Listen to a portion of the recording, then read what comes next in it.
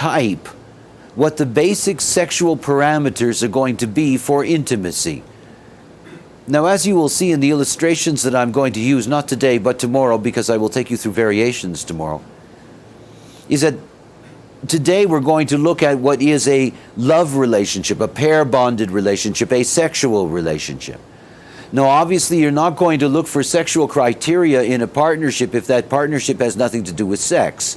In other words, if it's a business relationship, a friendship, whatever the case may be. But it's one of the things to understand what we've gone through in the previous week, is at the moment that you're looking at somebody's profile, you do have the key to their sexuality in terms of how they enter sexually best into a relationship.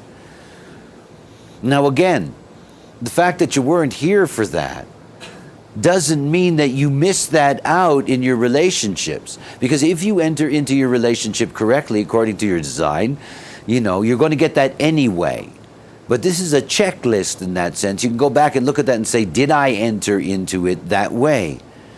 Now, one of the things that you do with that is that it's necessary to go into the dynamics of the charts themselves. And by the way, when you're looking at Grace's chart, something we didn't cover this morning, is that the basic design that's there is that you're dealing with somebody who's also a complex triple split definition.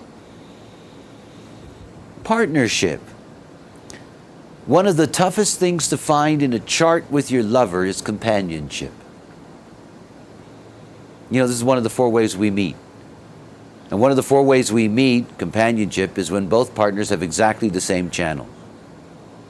Now you would think that that would happen a lot. In other words, you would think that that would be attractive in and of itself. It's not. The genes ignore it. You go to a dinner party, there's somebody there who has the same centers as you defined, and the same centers open. Doesn't matter the way it's set up.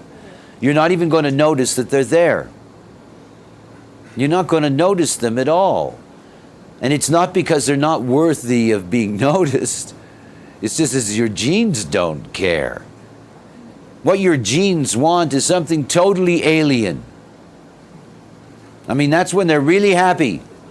It's totally alien, it's totally confusing. They don't care about the confusion. They just want something totally alien. So we have all these cliches down through history about, opposites attract and blah, blah, blah.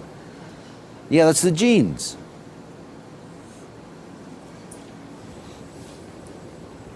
Companionship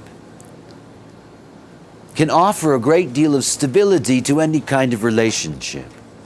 And one of the things to understand about the basic breakup in the configuration of design when you first look at a chart is that by looking to see whether somebody is a single, a split, a triple, or a quadruple split definition, it's also going to tell you automatically that they have a different digestive process. That's number 1.